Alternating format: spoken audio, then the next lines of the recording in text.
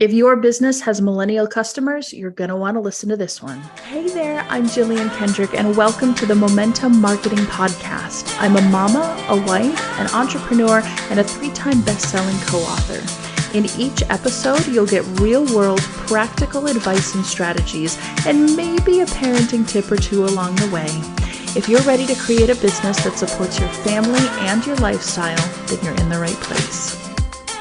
Hey there, thank you so much for spending this time with me. Today we are talking millennials, marketing to millennials, selling to millennials, serving millennials through your business. So if you have that kind of business, if you are targeting millennials, whether it's parents, moms, people within that generation, you're going to want to listen up. And I'm doing this podcast a little bit differently. So normally the way that I prepare my podcasts is I have an outline, a couple of topics, I write down some notes, maybe some statistics and a few other things. But today I'm actually going back in the archives, y'all. I was looking up a topic because I'm in the throes of creating my webinar, doing all of that stuff. And I honestly had to come up with a topic for this week's episode. And so I went back through all of my notebooks. And this is a really, really good topic, you guys.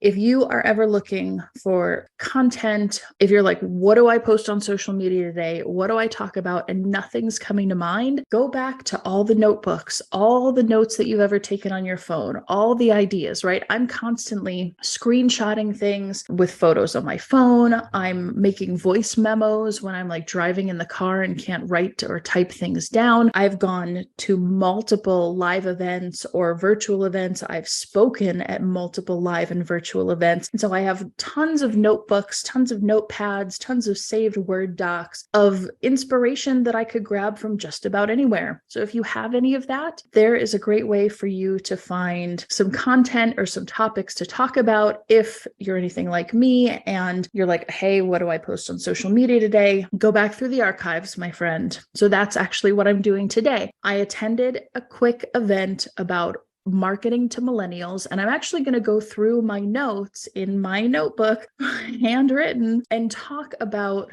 what pieces of these notes are still true and are reigning true for marketing today. My own personal feelings as one of the older millennials of the millennial generation, what I'm seeing working, what I'm seeing not working, and I'm going to share my notes with you. Before we dive in, make sure that you are subscribed to this podcast wherever you get your podcasts. Hit that plus or subscribe button so that you get every single episode downloaded to your phone or tablet as soon as they come out. And I know that I've been teasing my webinar for a while. It is coming. It is gorgeous. I'm putting like the last finishing touches on it. I'm so excited. And if you are subscribed, you'll know exactly where to get it very, very soon. If you aren't on my email list already, you can always go to jilliankendrick.com. That's JILLIANKENDRICK.com. And there's going to be an opportunity there for you to put in your email address and just either subscribe to our newsletter, or you can always get whatever freebie thing we've been working on lately. All right.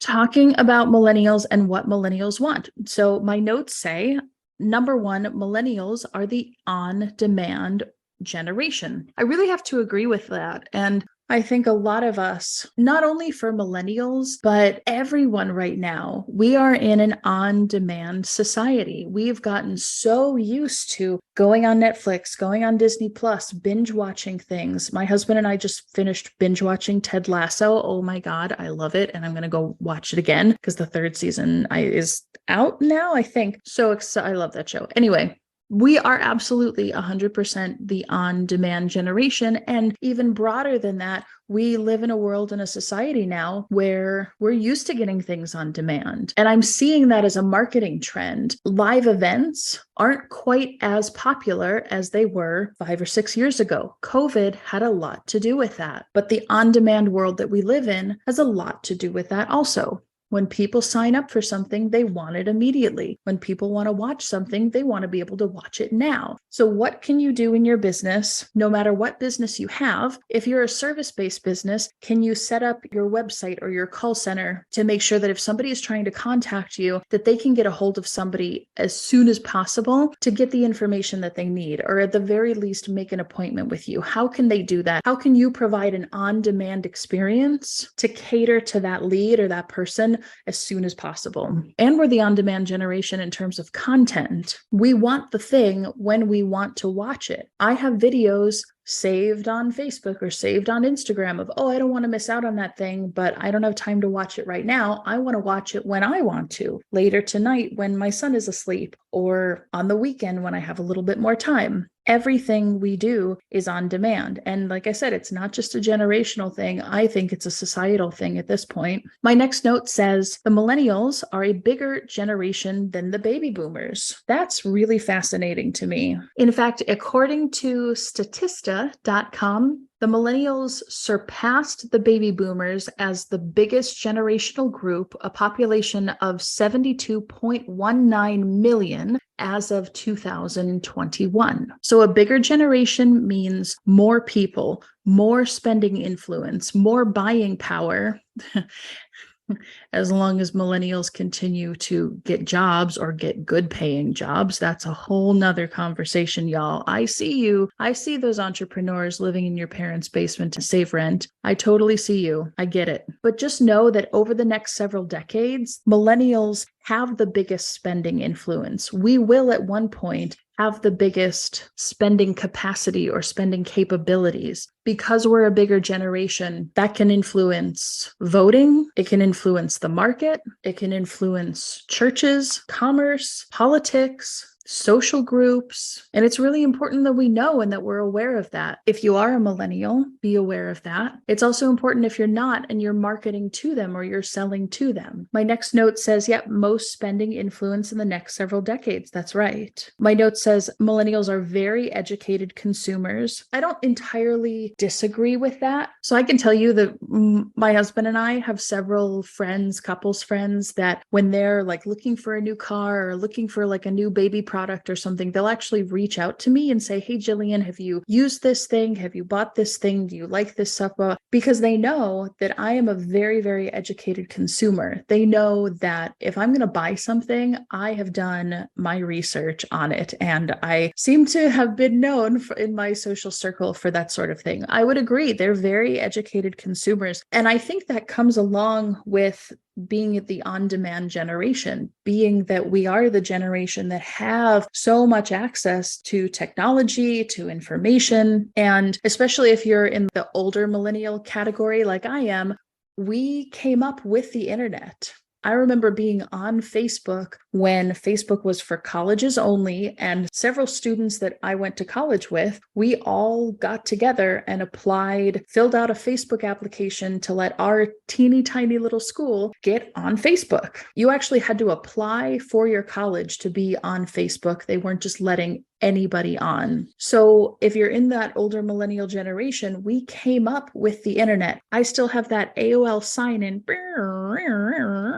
ingrained into my brain. I don't know that that'll ever go away, but we came up with the internet. We came up with AOL Instant Messenger and watching the evolution of this technology become what it is today. So I think for that reason, we are more educated consumers because we have access to technology. We understand, okay, if I'm looking for a car, I'm looking to buy a piece of software, or if I want to do something in my business and I need a how-to video, well, I can go on YouTube and I can look it up. Maybe not everything, but a lot of stuff. My next note says mobile device is key. I 100% agree with that. In fact, I can say from the traffic that I'm getting on websites, on landing pages, on sales pages, in our ads, everything that we're doing, mobile is 60 to 70% or greater of the actual views on those pages and within that content. So mobile is so key. In fact, it's really easy when you're creating things, especially as a marketer, running ads, doing promotions, doing stuff for my business. It's so easy to do it on a computer because that's what I'm looking at and completely forget, oh yeah, I need to optimize this for mobile. I need to make sure that this image isn't too small or too gritty for a mobile user. The next is mobile apps are a must-have. Yes, 100%.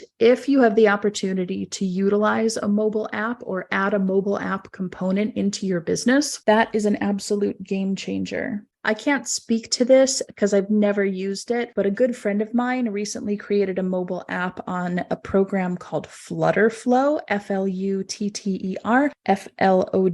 Flutterflow. And he said it was a really easy, super fast way to build a mobile app when you're not really like a super techie person. So again, I have no affiliation with them. I can't speak to whether it's a good program or not. I just know somebody who used it and loved it and recommended it to me to use in our business and for our clients. The next note I have say millennials want to see value for their money. Now, let's just break this down real quick and say, I don't think this has anything to do with the millennial generation specifically. I think that everyone wants to see value for their money. I think it's human nature. I think it just makes sense that if you buy something for the same price, but thing A comes as it is, and thing B comes with a couple extra perks or a next level of value, then doesn't it make sense that you would buy B or want to buy B than buying option A? I think everyone wants to get value for their money, value for their dollar. But the difference that I see from a marketer standpoint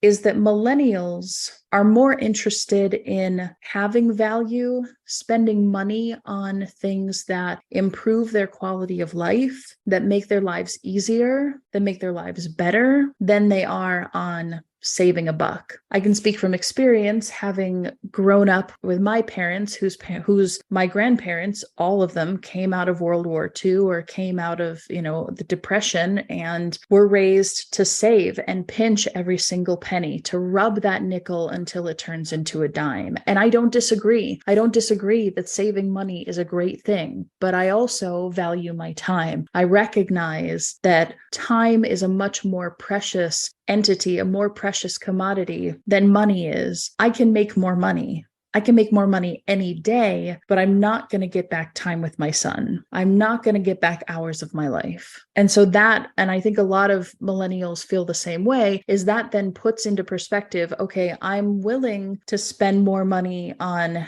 Instacart or DoorDash because it saves me time not having to go to the grocery store or not having to cook dinner. And then I can do other things. Whereas some of the older generations would completely disagree with that, would completely say, well, you're wasting money. You're wasting money by spending that money on Instacart when you could just go to the grocery store yourself, right? And I get both sides, but I think millennials tend to focus their money on things that improve their life, things that save them time, and things that are very quantifiable in their benefits. The next note I have says provide value. So this is not a millennial thing. If you are in business, you are providing value. If you are in business, you are not selling, you are serving. That is business 101. That has nothing to do with a generation, in my opinion. Next note says respond first. So I don't think this is generational either, but I can definitely see the side of being the on-demand generation and wanting the thing that we want when we want it. I want to watch Ted Lasso right now, so I'm going to go do that, right? I need that grocery right now, so I'm going to do Instacart. Whatever it is, we want it and we want it now because we are the on-demand generation. So responding first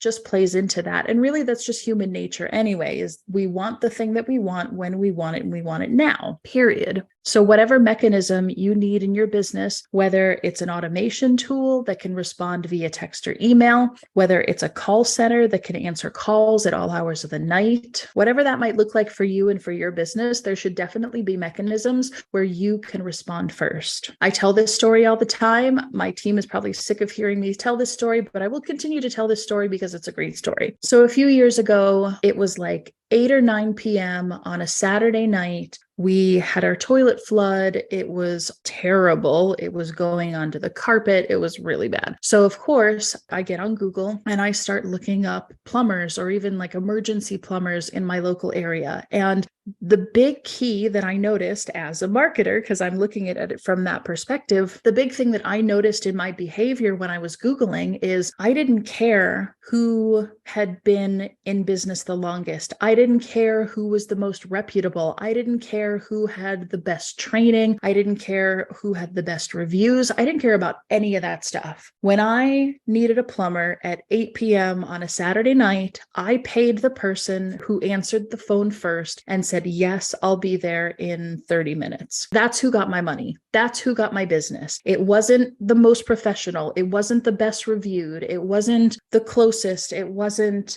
the longest in business. It wasn't the family. I couldn't even tell you to this day who it was, but that's who got my money. It was the person who answered the phone first and said, yes, I'll be there right now. That's where my money went. But even when you're in a non-emergency situation, I think it's human nature, and human nature has, that asterisks of selfishness. We want the thing that we want when we want it. And like Veruca Salt, we want it now. So whatever mechanism you can do in your business, automation, call center, something like that, make sure that you have those pieces in place. If you don't, let's talk. Let's have a conversation about it. And then my next note underneath respond first says, even like, hey, I saw this and I'll get back to you on XYZ day or in a few hours or something. This isn't bad. I think in the on-demand world, being in the on-demand generation, I think we need to take it a big, big step further and have that automation in place or have that person in place to answer the phone when the leads come in. But if you can't do that, even setting up an autoresponder in your support email or on your email address that just says, hey, I got your email and I'll get back to it within 24 hours. Something like that isn't a bad idea. It's not a bad step. But I think given the technology, given what we can do today, I think the autoresponder is a very small step and there's so much more that we can do beyond that. Optimizing for mobile, we talked about that. Millennials want high touch. That's interesting. So let's talk about that a little bit. I think that millennials, and I could be wrong, maybe this is an introvert extrovert thing. I'm just speaking from my own experience, but I think that millennials, and really anyone in any generation, but if we're talking about millennials specifically, I think millennials want high touch when they want it. Millennials want high touch, ... when they're ready for it. And this is why when you have a website, when you market online, when you're doing the online thing, you need to be capturing the people that are ready, those plumber example people, the people that are ready, that have the emergency or that need your service and are like, here's my credit card, take my money, fix my thing. Okay, job done. You want those customers, but then you also want the customers that need to have more of a conversation or that need to be educated a little bit about who you are, what the process is, or how you go about things, or even understanding that they have a problem in the first place, right? There's a few schools of thought when it comes to the marketing that you do. First is if the person isn't even aware that they have a problem, your marketing needs to speak to educating them about the problem. Second school, if they are aware that they have a problem, your marketing needs to speak to the problem and the pain points of the problem and how your product or service can solve it. If they are aware of your product or service, your marketing needs to talk to the benefits or the transformation of what your product or service can do to resolve that problem. If they know all of those three things, then your marketing needs to speak more to their inability to take action. Those are the 4 layers of marketing. It's really, really complicated, but it's not all that complicated. So in terms of millennials wanting high touch, I would say yes. Millennials want high touch, ... when they're ready for it, when they want it, when they demand that high touch exists. I can definitely say having had a baby, planned a wedding, done big things in my life, run a business, gone through working with service providers and content creators and all of these different things. There are moments when I don't want to talk to anybody. I don't want to be bombarded with 4 phone calls about a car that I'm not ready to buy. I just want to know more information about that car, or I just want to see a visual tour of what that car looks like. I'm not ready to talk to somebody. Or maybe I'm thinking about taking a vacation. And so I can Google and look up what are things to do for families in Boston or in Yosemite or wherever we're going to take vacation. Both of those are on the table, by the way. but I want to start looking up and educating myself and becoming aware of what's available so then I can make decisions. I, as a consumer, or I, as a lead, at that point in the purchasing journey or in the decision-making process, I am not ready and not educated enough to make the decision that, yes, we're going to go to this place for our vacation, or yes, we're going to buy that car. I need more information. I need to be educated a bit more. So I think, yes, millennials want high touch when they're ready for it, when they're ready to buy, when they hit that point in the buying or selling journey. Yes. The next note says millennials are not frugal, they're educated. I would agree with that. I would agree that, like I had said before, my generation and me included, I'm much more interested in, okay, if I'm going to spend this money, what's the value that I'm getting for this money? I'm much more interested in that than like, what is the final price? Sure, price is important. Price is a big factor. I won't disagree with that, but I want to know, what am I getting for that dollar? What am I getting for that price? And then the note says, don't give them discounts, give them more value for what they're paying. Yes, 100%. And there's ways in terms of marketing and positioning that you can do a little bit of both. Especially if somebody's on the fence and you want to kind of push them over the edge or help entice them to make that buying decision. There are definitely ways that you can position more value along with a discount, along with other things that make it more enticing and make them ready to buy. The next note I have says, put pricing on your website. Now, a few years ago, I might have agreed with this. At this point, I think it really depends on your business. It depends on where you're at in business and what are you selling. If we're back to the plumber example, I would say you could put things like, what do you charge for, an emergency service fee or this or that, possibly. But sometimes you want to get somebody on the phone, or you want to have that educational process, or you really want to speak to the pain points and get a full understanding of their situation before you just lay down the price. So I don't necessarily know that you should have pricing on your website. I think it depends. It depends on your business. It depends on the education process. It depends on what you're selling. Are you selling a service? Are you selling a product? Is your product more commoditized? Is it not? I think it depends on a lot of things. But the next note I have says millennials want info and they want to learn. Yes, 100%. The next note I have says, don't be afraid of text message, and agree with your consumer or your millennial consumer on the best communication method. Completely. You'll see this with lots of different industries now, especially now that there's so much technology out there and a lot of people have finally gotten on the mobile bandwagon, that they understand how powerful mobile is. I communicate with our realtor through text message almost 100%. I was communicating back and forth with a car dealer when we were going to buy our first family car back a couple of years ago. And again, until I was ready to get on the phone and have that conversation. So I think understanding who your audience is, whether they're millennials, baby boomers, Gen X, somebody else, or even just as a personal preference, if somebody's more introverted, more extroverted, if they're at the beginning of the buying process or the decision-making process, and maybe they want a bit more education and they're not ready yet to have those conversations, figure out what the best form of communication for them and for that individual is, and then communicate with them using those methods. And again, allow for that technology, have mechanisms in place. And if you don't have this, let's have a conversation so that you can easily do text messaging and you can easily do email and you have a phone number that people can call. I have a software that I love working in that can do all of those things. If you want to know more about it, email me.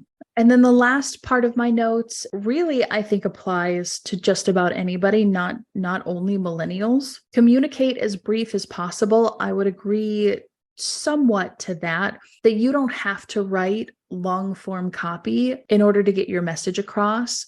I can say that if you send me an email and it's just really long, all text, I'm probably not going to read it. So being brief and even just being visual And again, that could just be me because I am a very visual sort of person. And if I see a wall of text, that's pretty much a brick wall of me looking at that email saying, I'm not going to read that. But that could just be me. Maybe that's not a millennial thing. But communicate briefly is a big one. Millennials want to see more personalized offers from a business perspective. And I would agree with that, but I don't think that that's only millennials. I think any person, whatever stage of life that you're in, whether you are a financial advisor marketing to baby boomers who are in retirement, preparing for retirement, are in the throes of retirement and don't know how to manage their money, if you can communicate to them in a very personalized way, everybody wants that. Everyone, this is human nature, you guys. Marketing, write this down. Put this on a sticky note and put it where you can see it every single day. Marketing equals human nature. Literally, that's it. There's the secret sauce. There's the game changer. People want to see personalized offers. People want to see copy and text and communication and creative and images that resonate with them, that look like them, that are representative of them, whether it's skin color, race, gender, age, any other demographic you can name that I'm now drawing a blank on. People want to see themselves in what you're selling. People want to be recognized for their humanity, whether you agree with their personal choices or not. And I think making offers that are personalized based on their demographics or based on their actions that they've taken with you or based on where they are in that buying journey, that's how you connect with people. That's how you have shared experiences. That's how they begin to know, like, and trust you. This is not a millennial thing. This is human nature. I'm a business owner. I see you. I recognize where you're at. I understand your pain, or I feel it too, or I have felt it before. Here's how I can help you not feel that pain anymore, or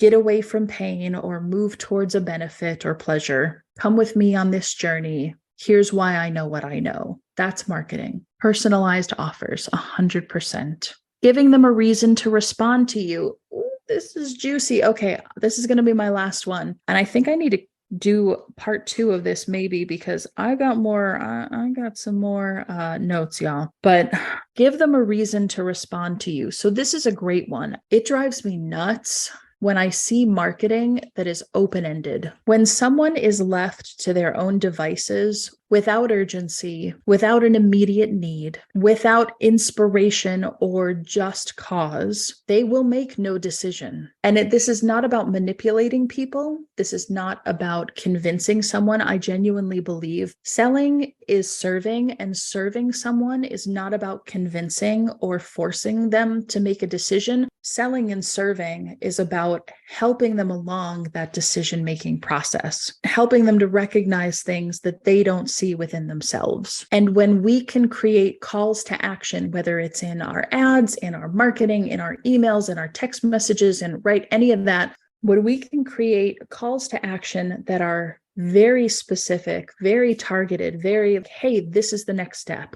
You want to work with me? This is how to do it. Call this number, email me, fill out this form, submit this thing, whatever that looks like for you. Text yes to 00000, whatever that looks like for you and for your business. The best thing that you can do is to make personalized offers to your audience when they need them with very specific calls to action, where the answer is, yes, I want that thing and I'm going to take that action, or no, I'm not ready yet, or no, the answer is no, and I'm not going to do it. There should not be any other questions. There should not be any other options. We're going to go through an exercise, okay? Let's say that you and I are very long, old, dear friends, and I find out that you're sick, and I really feel for you. I'm really upset because I love you, I care about you, and I want to know how I can help you. I want to reach out and do something for you to help because I feel for you. If I reach out when you're sick and maybe you're going through treatment or you're dealing with something, if I reach out and say, hey, if you need anything, let me know, that's a very sweet gesture, but it's also open-ended and vague as fudge. But if I reach out to you and I say, hey, I'm going to the grocery store tonight. Let me know what you need. Or, hey, I'm going to bring you dinner on Wednesday night. How does Mexican sound? Those are really, really specific calls to action. Those are really specific, hey, let me do this for you. Whereas, if you need anything, just let me know. That leaves it up to the other person to then decide when they need something, what they need, and then ask for help, which third only to like public speaking and death. Asking for help, according to human beings, is like one of the scariest things that you could possibly do. So you're not actually helping anybody by leaving an open-ended, hey, let me help you. But if you say, hey, I'm bringing you dinner on Wednesday night. How's Mexican? Or I'm going to the grocery store tomorrow. Do you need milk?